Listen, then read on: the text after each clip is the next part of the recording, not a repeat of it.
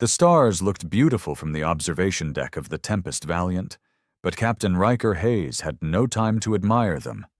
His face was set, jaw clenched, eyes hard as steel. He wasn't just any captain. He was the last hope of Earth, the man chosen to carry humanity's final warning across the galaxy. They'd crossed a line. The Zalari Dominion, tall, serpent-eyed beings with psychic weaponry and a sick obsession with control, had destroyed 3 of Earth's outposts last week. No warning, no mercy, just silence, and then debris floating in the void. Riker stood alone at the edge of the glass dome, the Earth barely visible behind the glowing blue clouds of Jupiter. His knuckles turned white as he gripped the railing. Every fiber of his body wanted to lash out, to scream into the black that they'd pushed humanity too far. But this mission wasn't about emotion. It was about making damn sure the galaxy understood the consequences. "Message payloads ready," said Lieutenant Sarah, a short-haired, sharp-tongued woman who had saved Riker's life more times than he could count. She stepped beside him, her voice low. "You still want to say it yourself?" "Of course I do," Riker muttered. "They need to see a human's face when the words come." The message was already programmed, broadcast ready in all languages, across all networks, ready to be hijacked onto any alien frequency they could reach. It wasn't a plea. It was a final notice. He turned and marched down the corridor, past rows of armed soldiers and humming engines. Everyone aboard knew what this meant. If the Zalari attacked again, Earth would answer not with war, but with extinction-level retaliation. Riker stepped into the holochamber, a dark sphere lit only by the green, blinking console. The AI pinged, awaiting his command. "Begin record," he said. The camera buzzed to life, scanning his face. He took a slow breath. "This is Captain Riker Hayes of the Earth Defense Coalition," he began. "This message is for the Zalari High Council and all species allied with their aggression." He leaned in slightly, voice calm, controlled, deadly. "We have tolerated your attacks. We've watched our colonies burn, our families vanish into stardust. We have buried our dead in silence. No more." His tone shifted, a quiet fury leaking through every word. "Humanity is not the child species you think we are. You confuse compassion with weakness. You mistake patience for fear. But let me be clear. One more strike, one more unprovoked assault, and we wipe you from history." The silence that followed seemed louder than any scream. "This isn't a threat. It's a promise. We have weapons you haven't even imagined, and we've never wanted to use them. But if forced, we will end you." The camera blinked off. The message was locked in. Sarah stared at him with a mix of fear and admiration. "Was that dramatic enough?" he asked her dryly. She nodded slowly. "Dramatic enough to make the stars tremble." But Riker knew this wasn't over. Not even close. The Zalari didn't fear words. They respected only strength. And Riker had a gut feeling that before long, he'd have to show them exactly what humanity could do. And deep in the cold dark of space, something moved. Something Zalari. The ship's lights dimmed briefly as the Tempest Valiant jumped to silent mode, a defensive protocol used when a high-level threat might be nearby. Riker didn't need the warning. He felt it in his bones. Something was coming. Sarah's voice crackled through his comm. "Captain, we've picked up a shadow on the long-range scanner. It's cloaked, but it's following us. Same trajectory for the last 40 minutes. Riker stormed up to the command deck, every footstep echoing like a countdown. "It's them," he said flatly. "Zalari Scout." The crew went quiet. No one needed to ask how he knew. The Zalari never responded to messages. They stalked first, attacked second, then denied it ever happened. "Raise shields, silent pattern. No energy spikes," he ordered. "We're not giving them a reason to pull the trigger. Yet." Commander Enoch, the ship's tactical lead, turned from his console. Sir, you really think they're testing us, seeing how we respond to the message? Riker gave a short nod. They're not afraid. Not yet. They're watching, analyzing, waiting to see if we'll back our words with fire. Sarah leaned in, her voice quieter. You think they'll call our bluff? It's not a bluff. And it wasn't. Riker had seen what humanity had hidden under the ice of Europa. He'd stood inside the core of the silent sun weapon buried on Pluto, an ancient satellite built not for defense, but annihilation. The kind of weapon you activate only once, and only if you're willing to erase an entire species from existence. The Zalari thought they were the apex, but Earth had grown tired of being underestimated. Let them follow, he said, his voice calm again. We're heading to the drift line. Sarah's head snapped up. You mean the old battleground? Riker nodded. Exactly. Let them see what we're willing to revisit. Let them feel the ghosts of their own dead. The drift line was a floating graveyard, remnants of the first human Zalari war a century ago. Thousands of ships frozen in silence, wreckage circling a dead moon like vultures. Both sides had lost too much there. Neither side had ever gone back. Until now. Plot a course, he said. Let the Zalari see we're not afraid of memory. As the Tempest Valiant cruised through the void, the silence outside the hull thickened. The distant stars seemed dimmer here, as if mourning.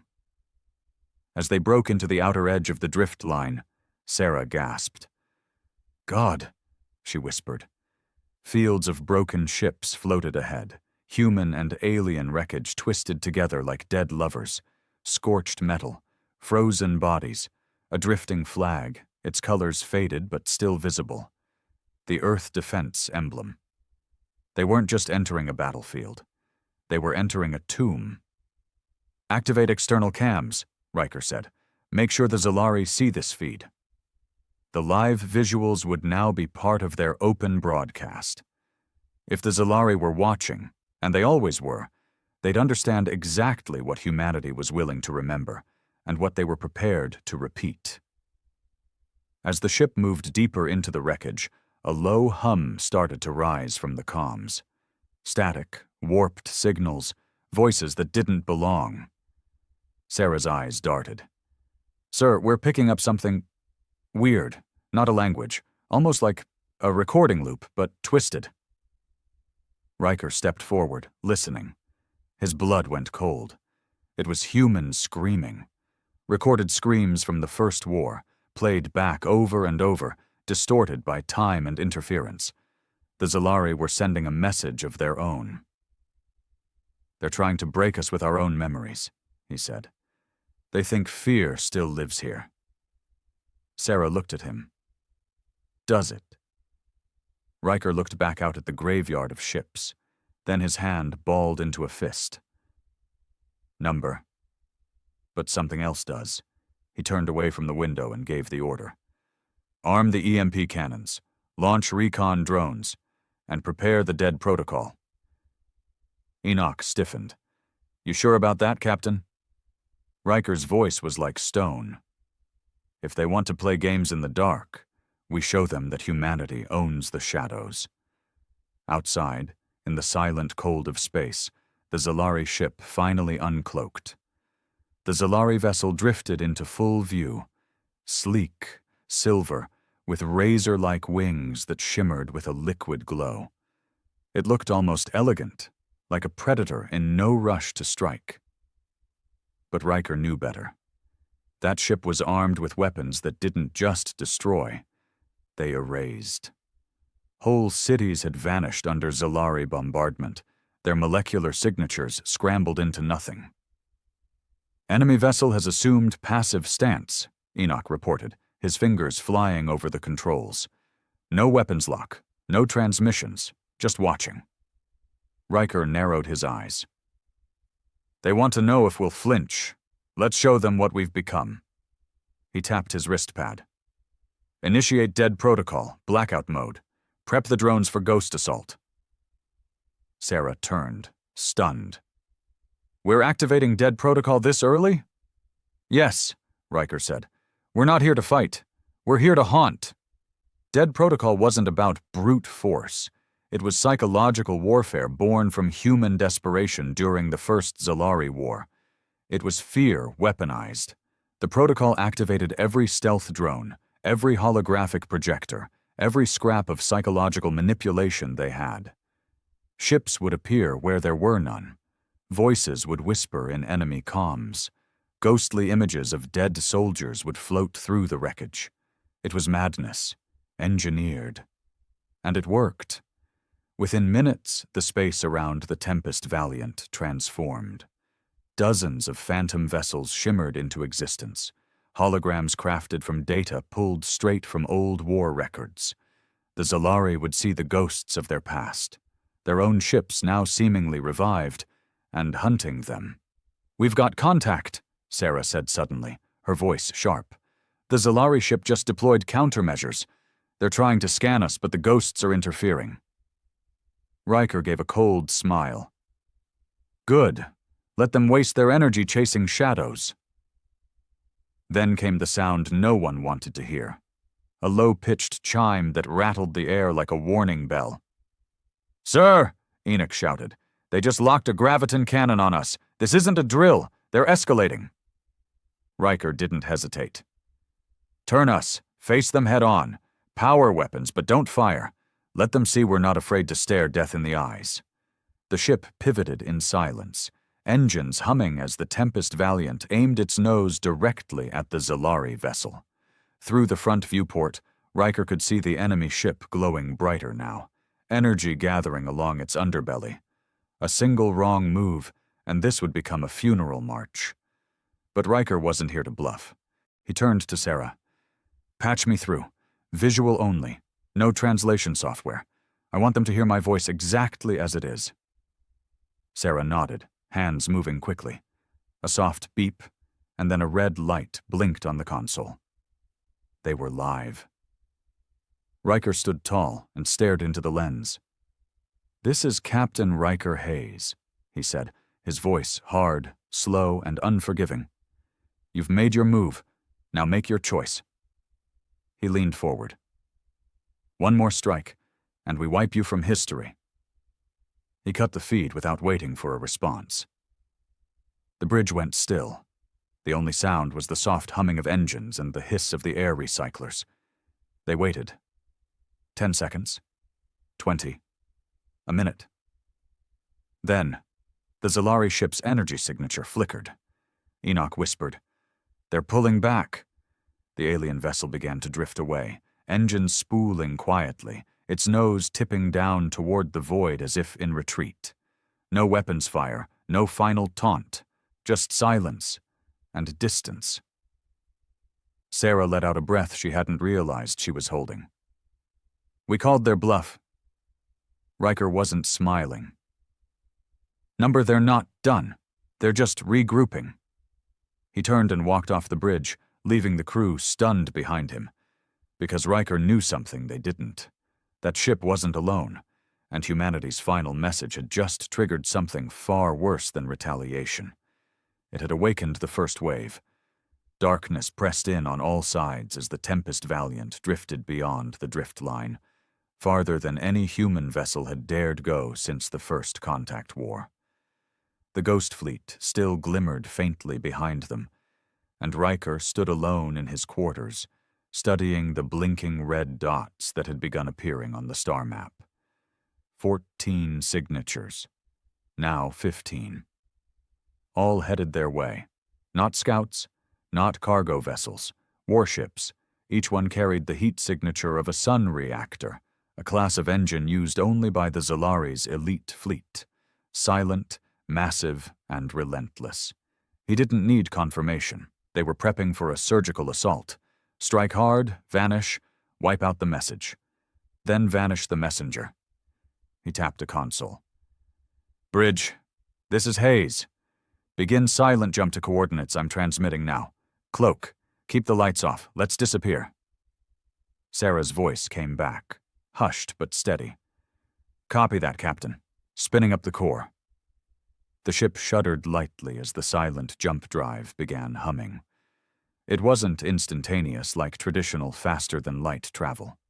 Silent jumps took time. Slow, hidden, and hard to detect, but safe from most scans. It was a gamble. Either they vanished completely, or became sitting ducks if spotted mid-transition. Riker stared at the blinking dots again. He zoomed in on the lead vessel, Azareth class, one of the same classes that had annihilated Outpost Halcyon. He still remembered the live feed, the silence, then fire. The screams, the flickering image of a boy, maybe 6 years old, clutching a stuffed animal as the screen turned to static. They didn't just want to win. The Zalari wanted to unmake humanity's soul.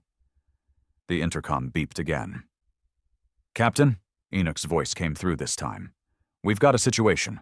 Power spike, not from us, from the wreckage. One of the ghost ships. It's powering up." Riker's spine stiffened. "That's impossible. Those ships have been dead for over 100 years. "We know, sir, but it's real. Hull integrity stabilizing. Weapons systems going online. Someone's waking them up." Riker sprinted down the corridor to the observation deck. The stars streaked past as the ship silently glided between dimensions. But on the tactical overlay, something horrifying unfolded. The old Earth destroyer Salvation's Reach, a wreck that had once floated dark and empty, now pulsed with life. Then a second, then a third. Dozens of ships, thought long dead, sparked to life as if summoned by the fear that now choked the region. But they weren't broadcasting human signatures. They were speaking Zalari. "Sir," Sarah said, wide-eyed beside him, "they've found a way to reanimate our war dead. They're hijacking our own ships." "No," Riker growled, his voice tight with fury. "They're defiling them." Each vessel that came online flew Earth's flag, but broadcast Zalari codes. It was psychological warfare turned grotesque, a desecration of humanity's most sacred loss. "They're sending a message," Enoch said grimly. "They're telling us our past doesn't even belong to us anymore." Riker's fists clenched. "Then we take it back, all of it." The crew was silent, watching as the holographic image of their ancestors' ships twisted under alien control. He issued his order quietly but firmly. "Begin overwrite. Launch virus drones. I want every resurrected hull disabled. If it doesn't shut down, we vaporize it." "Sir," Sarah said cautiously, "these are our own ships. Some of them still have recorded logs. Personal messages from soldiers, family archives. They're not ours anymore," Riker said. "Not while they're in the hands of monsters." Outside, the Tempest Valiant's belly opened, and a swarm of sleek black drones zipped out like hornets. Each one locked onto a corrupted vessel and began uploading a specially designed virus, a digital ghost killer, built to shut down enemy reanimation software. Some ships flickered and died instantly. Others resisted.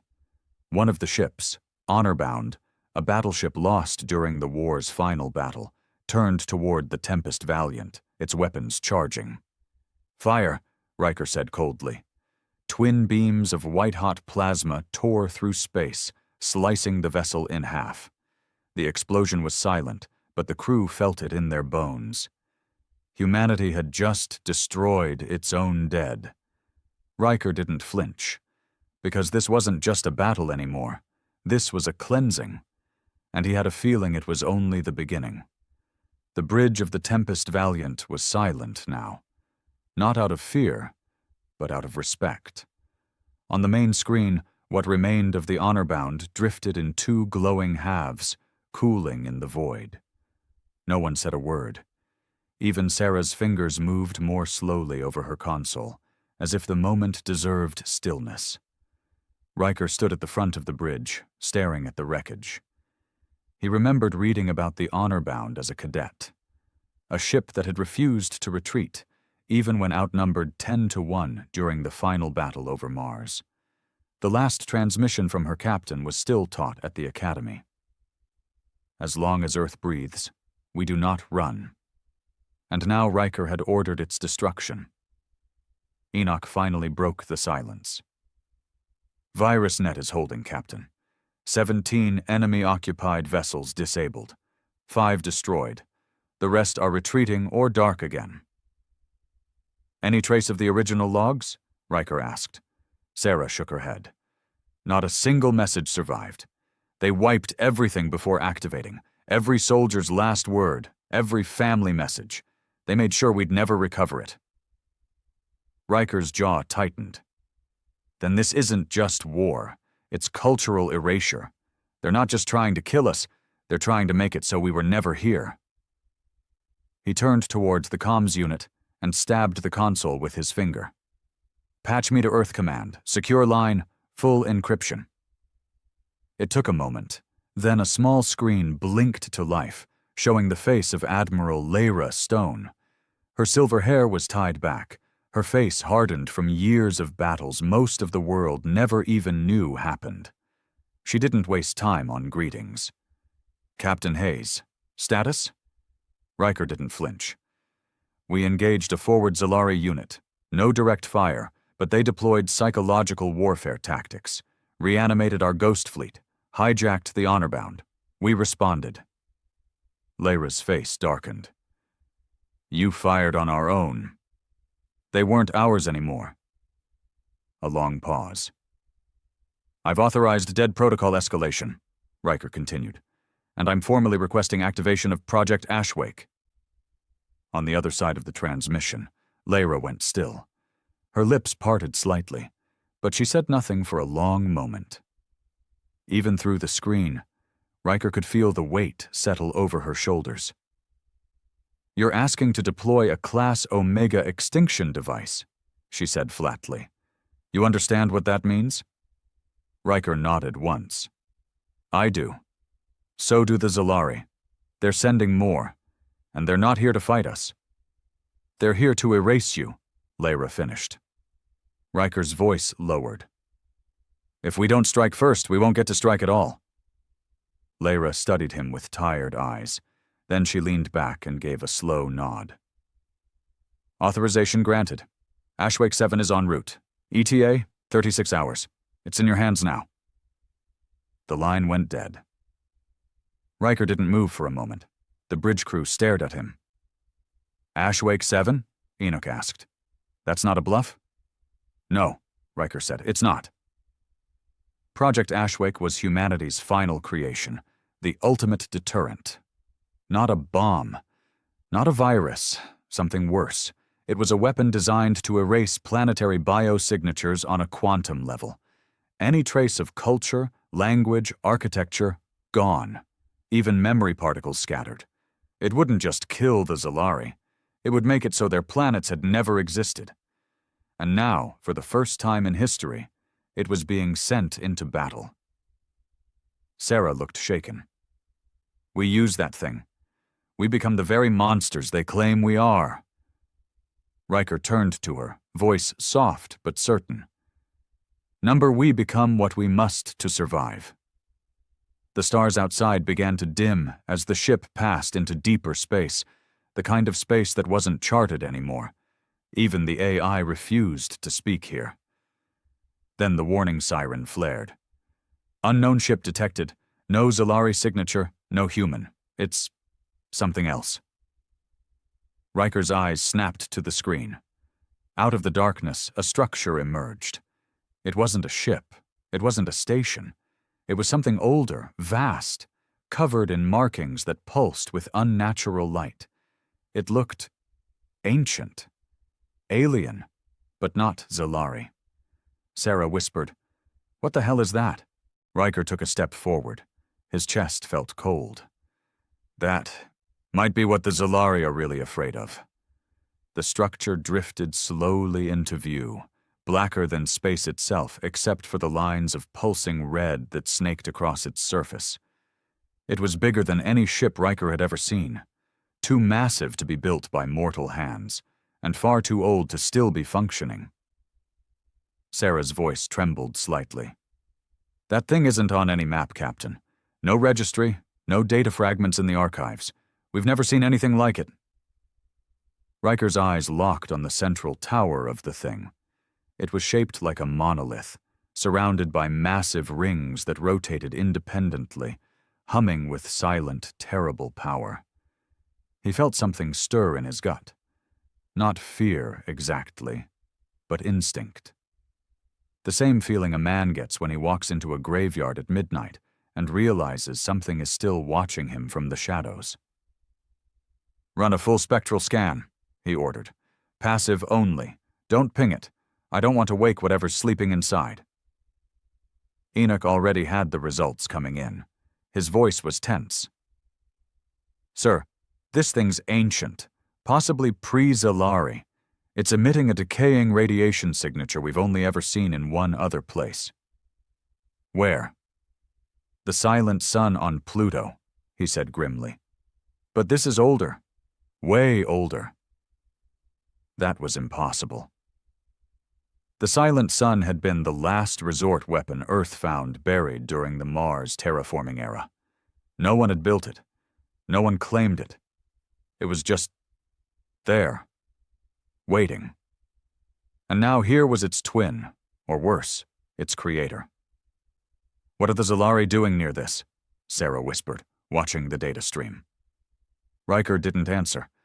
His mind was already racing ahead. The Zalari didn't retreat from the message earlier because they were afraid of humans. They retreated because they didn't want this, whatever it was, to be disturbed. "This isn't about us anymore," Riker muttered. "They're not trying to erase us to win a war. They're trying to keep us quiet, because we're too close to something." He walked quickly to the comms console. "Prep a drone. I want eyes on that structure. Full analysis. Send it in slow." The launch was quiet.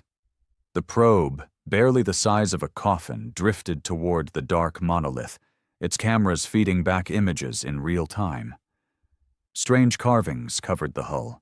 Circular patterns, star maps, even figures of creatures with too many limbs and blank, eyeless faces. Sarah's face turned pale as she zoomed in. These aren't carvings, they're instructions, a warning. Before Riker could reply, the feed snapped to static. "Signal lost," Enoch barked. "The probe's gone. No explosion, no interference, it just vanished." The bridge went deathly still. Then the whisper came. Not through the speakers, not through the ship. It came inside them. A voice, not words, but something deeper, pressed against their minds. Riker staggered, clutching the console as a sudden weight crushed his thoughts. He saw flashes. Burning planets, stars going dark, a ring of light swallowing entire systems. The voice, if it could be called that, was old. Older than war, older than life as they knew it. "You speak of extinction like you understand it." Riker gasped for breath. Blood trickled from Sarah's nose. Enoch collapsed against the wall, eyes wide, staring at nothing. "You threaten annihilation with weapons of fire. We end civilizations with silence, with forgetting." Then it was gone. The pressure lifted. Riker stumbled upright, his body soaked in sweat. Sarah, trembling, whispered, "That wasn't the Zalari." "No," Riker said.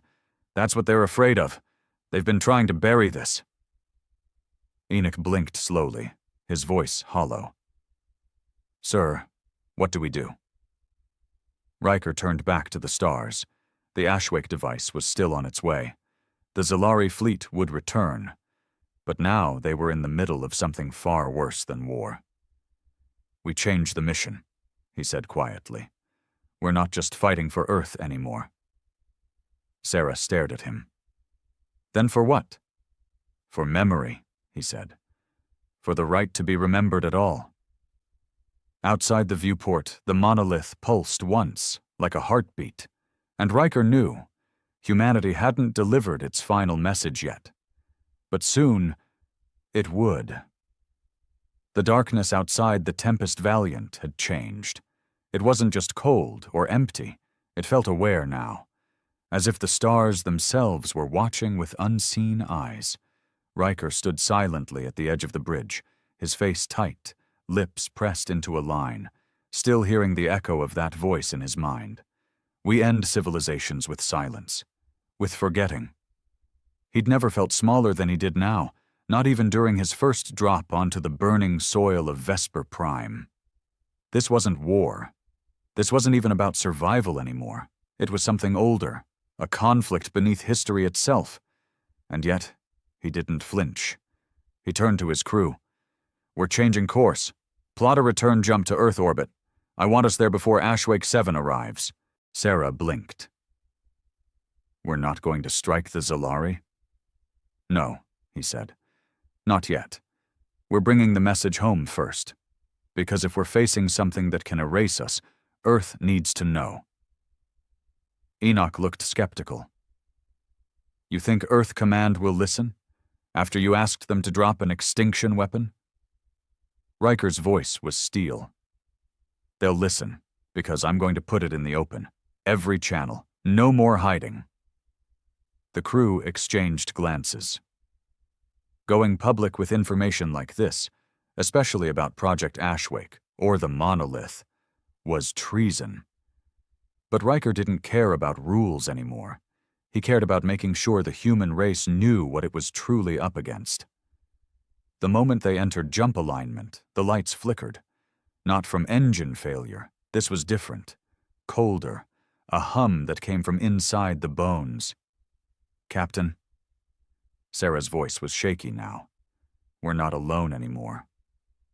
The monolith was moving, not drifting, not rotating, moving. A slow, deliberate shift as the rings around it accelerated, glowing brighter with a dull red light that seeped into the fabric of space like blood into water. Then a rift opened beneath it. Pitch black, not space, not void, something deeper. "Is that a wormhole?" Enoch asked. "No," Riker said, barely above a whisper. "It's a memory well." He didn't know how he knew, but he did. They don't just erase civilizations. They trap them, pull them into whatever that is, a place where no time exists, no past, no names, just nothing. As the rift expanded, signals across the bridge lit up in chaos. "Zalari fleet incoming," Sarah called out. 10 ships minimum. They're not firing, but they're heading toward the monolith." "What?" Enoch looked confused. "They're going to it?" "They're not attacking," Riker muttered. "They're trying to stop it." The truth landed like a thunderclap. The Zalari weren't humanity's exterminators. They were its keepers. They'd destroyed outposts not to silence Earth, but to delay it. To keep humanity from finding this thing too soon. Because the moment someone found the monolith, the moment someone disturbed it, it began to wake. "We were never the target," Riker whispered. "We were the trigger." On screen, the lead Zalari ship broke formation, flashing signals in a pattern never used before. "Translate that now," Riker ordered. Sarah worked frantically. Then the translation appeared. "Human, we tried to protect your timeline. You would not listen. Now it sees you." The rift pulsed again, growing wider. A long shadow reached from it, stretching like smoke, then solidifying into a shape, a towering figure of pure darkness with no eyes, no mouth, just the suggestion of a face. It didn't move, but it watched. Not just the Tempest Valiant, not just the Zalari. It was watching humanity. A voice rippled through every screen, every device, every neuron. "Your history is loud.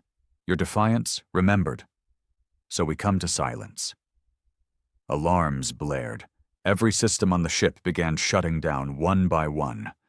Sarah screamed. "They're infecting the core. They're erasing our nav, our logs, us." Riker forced himself forward. "Divert all power to backup storage. Transmit our data, Earth history, fleet records, everything, to the deep archive satellites." But they'll erase it, Enoch yelled. Not before we fire it into deep space, Riker snapped. Even if we're wiped, the truth survives somewhere. The crew moved like lightning, but systems were crashing fast. Riker turned to the comms. If this is our end, he said into the open channel, then let this be our real final message. He stared at the watching void. We are human, and we remember. The shadow figure pulsed once more. Then everything went white. There was no light, no sound, no time, just silence. Then, breath. Riker's lungs burned as he gasped awake, choking on the dry, recycled air. His body was strapped into a med rig, still shaking. Everything around him was flickering, emergency lights pulsing red, warning sirens muted. He turned his head and saw Sarah slumped beside him, eyes closed, pale but breathing. Enoch was leaning over a console, blood crusted at his temple, face gaunt like he hadn't slept in years. How long was I out? Riker croaked. Enoch looked at him like he was seeing a ghost. 4 days. We thought you weren't coming back. Riker pushed himself up. His limbs were heavy, his chest a furnace. What happened? The monolith, the shadow. Sarah stirred at his voice. She sat up slowly, her voice hoarse. They didn't erase us. Not fully. Not yet. Riker's memory came flooding back. The voice, the rift, the being that called itself silence. It hadn't just attacked them, it had tried to erase their existence. But something stopped it. He staggered to the bridge, the crew trailing behind. The main screen was cracked, but still operational. Outside, space was calm again. The monolith, gone. The Zalari ships, vanished. But Earth, still there, still breathing. Status, Riker barked. Enoch wiped his face, pulling up the reports. We lost everything but one core backup. The Deep Archive satellites. One made it out. The other was corrupted mid-transmission. Sarah added. Ashwake 7 was recalled before deployment. Earth Command saw the transmission before it hit blackout. Riker, they heard you, all of it. He let that sink in. The mission hadn't been to win a war. It had been to warn humanity. And they'd succeeded. Riker slumped into the captain's chair, staring at the stars. The monolith hadn't just come for blood, it came to erase legacy, and when it failed, it disappeared into whatever dimension it called home. But it had left a mark behind. A single line of data carved into their corrupted memory banks, left like a whisper. We see you now. Sarah read it aloud, quiet. That means they're not done, doesn't it? Riker nodded slowly. Number. But now, we're not unprepared. A new alert pinged across the screen. Incoming transmission. Source, Earth Command. Admiral Lyra Stone appeared, pale and tight-lipped, her eyes sunken. Captain Hayes, she began, you've cost us every protocol, every chain of command, and revealed black-budget projects the world wasn't ready to know existed. Riker waited, expression unreadable. But, she continued, you also may have saved the entire human timeline. The Senate has issued a global disclosure order. We're no longer hiding the war. We're preparing for it. All of us. She paused. And we need leaders. The screen flicked off. Riker turned to his crew. You heard her. We're not soldiers anymore. Sarah blinked. Then what are we? Riker looked at the stars. We're archivists of existence, keepers of memory. If they want silence, we answer with truth. Over the next few hours, the Tempest Valiant began transmitting everything it had left. Recordings, testimony, genetic logs, history files, into deep space, encoded in a lattice of radiation signatures that even the shadow entity couldn't delete easily. A backup of humanity, scattered like seeds into the void. They knew it wasn't over. But Earth was waking up.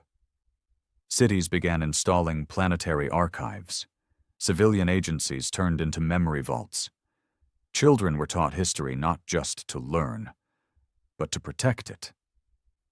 The shadow had come to erase, and in doing so, made humanity more permanent than it had ever been before.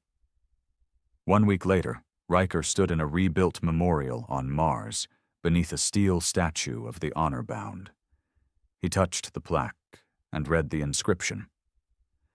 "To those who died, so we could remember." He exhaled. He didn't know when the monolith would return, or what form the next silence would take. But he knew one thing. Humanity's message was no longer a threat. It was a vow.